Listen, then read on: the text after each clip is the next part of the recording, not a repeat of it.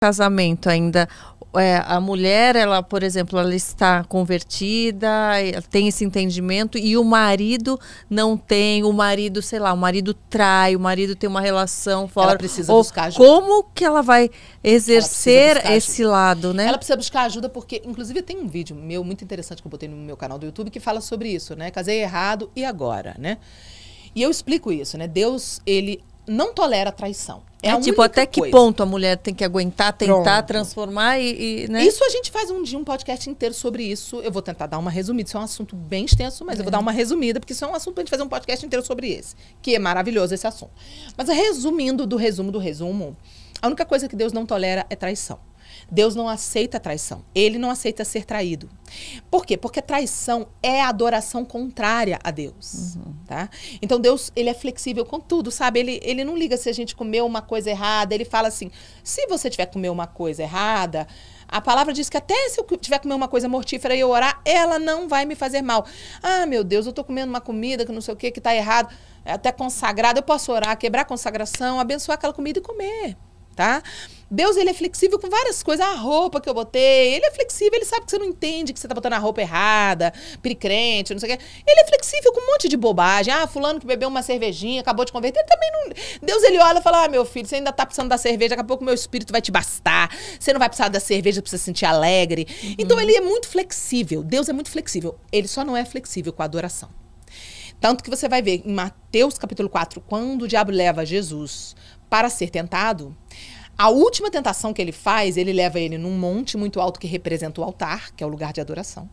E ele oferece para ele todas as riquezas e os prazeres do mundo. E ele diz para ele, eu vou te dar tudo. Ou seja, o diabo está na regência do sistema corrompido do mundo. Então ele tem o poder de dar, porque ele está na regência desse sistema.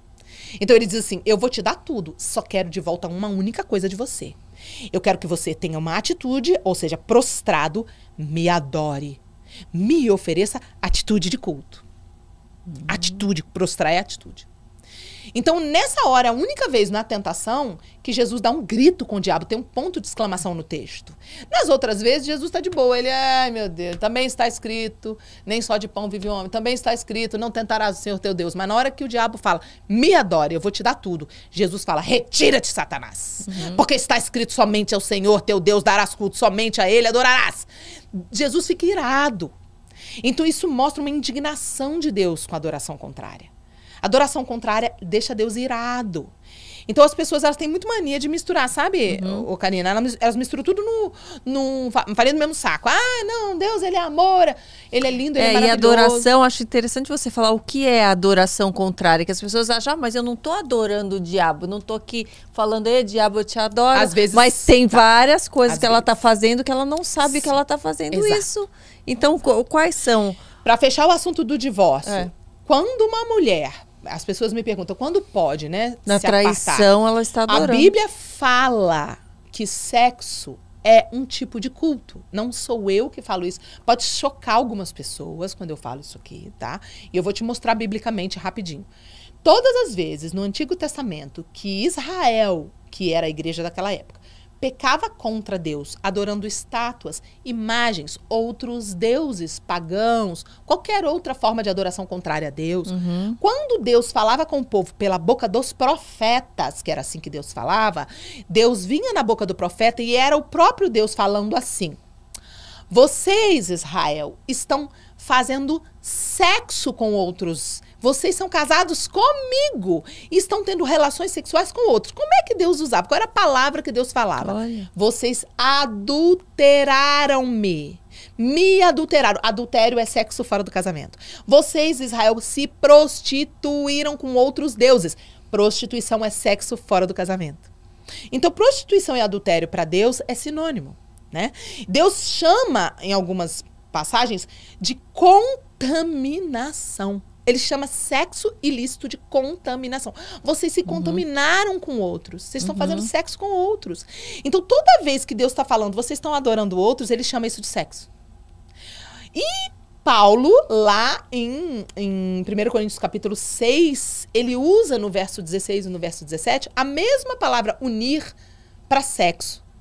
Tanto no verso 16 para o 17, ele usa a mesma palavra para sexo. Então ele fala no 16, olha, o homem quando faz sexo com a prostituta, ele se torna um corpo com ela. Ele usa a palavra unir, o homem que se une com a prostituta.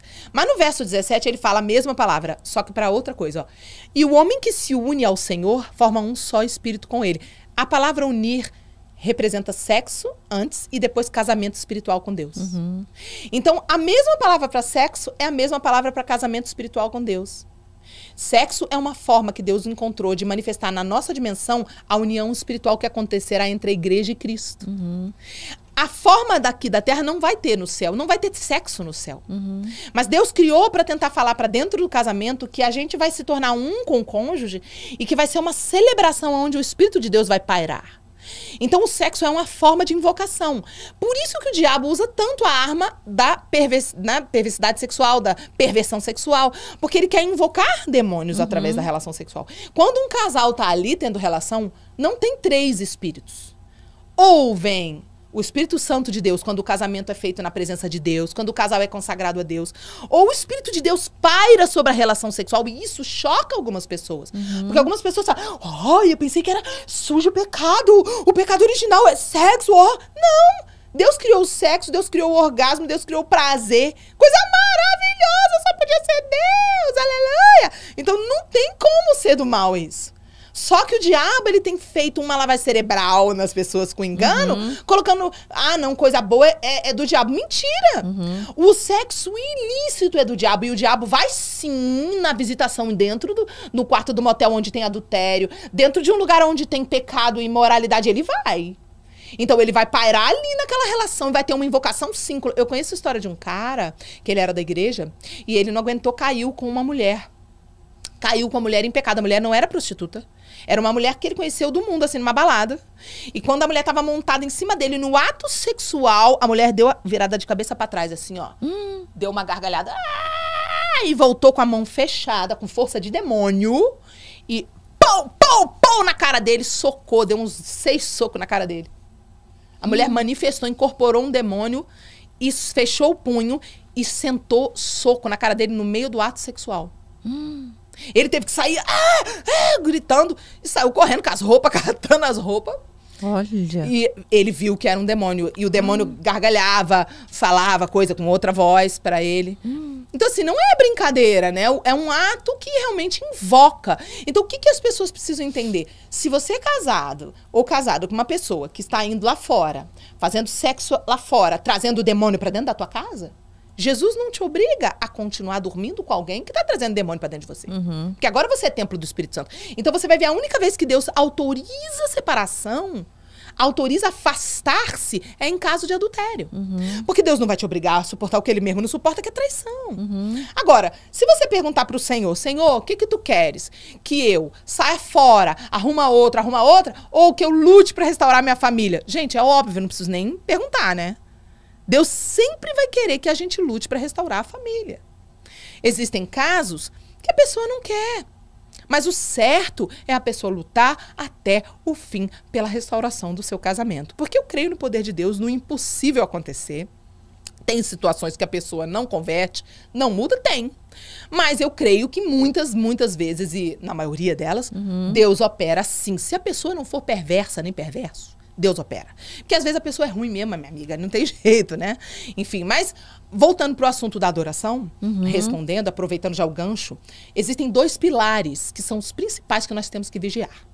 Os 2 pilares da invocação e da adoração são artes e sexualidade. Nós não podemos brincar nem com as artes e nem com a nossa sexualidade. Esses 2 invocam. As artes foram criadas por Deus, para Deus, antes do ser humano ser criado. E todas as artes têm o poder de invocar. Tanto que muitas religiões que não são cristãs usam música para invocar. Usam artes, dança para invocar. Por quê? Porque, de fato, o mundo espiritual reconhece que as artes são uma forma de invocação, de adoração. Então a gente vai entender que essas duas coisas não dá para quebrar a consagração. Vamos dar um exemplo, né? O cara tá apaixonado, querendo fazer sexo, tá? Meu Deus, Jesus é meu Senhor, mas eu tô morrendo de desejo sexual, mas eu tô apaixonado por Jesus, mas eu quero fazer sexo, não tô aguentando. Ah, Jesus, olha só, eu vou fazer que nem eu fiz lá com aquela comida que tava consagrada, eu comi, eu vou orar. Leva a prostituta pro quarto do hotel, Senhor, abençoa, quebra a consagração. Não tem como ele quebrar a consagração da prostituta. Não tem como. Não tem como ele pegar ela, fazer agora vira uma mulher santa. Não santa e... Nesse momento, por 15 minutos, deixa ela santa. Não tem. A mesma coisa acontece com artes. Porque as artes vêm inspiradas sempre por algum espírito, sempre tem um espírito por trás. Então, por exemplo, qual é a mãe das artes? Gênesis 1:3 mostra que todas as coisas foram criadas pelo som que saiu da boca de Deus. E disse Deus, haja luz, e pá, tudo foi materializado pelo som da boca de Deus. E a física nos mostra o poder do som, né? Há uma teologia do som na Bíblia. Se você der um Google, escrever assim no Google, ponte quebra o som do vento, você vai encontrar relatos diversos no mundo inteiro de pontes que quebraram. Porque até o vento pode entrar na frequência da matéria da ponte e quebrar. E é por esse motivo que nós, às vezes, nos quebrantamos ouvindo um louvor, porque aquele louvor pode entrar na frequência da qual nós fomos criados por Deus. Deus criou tudo pelo som. E aí o problema que você encontra hoje é que a igreja não consagra mais os ouvidos, mistura música profana que não tem inspiração do Espírito.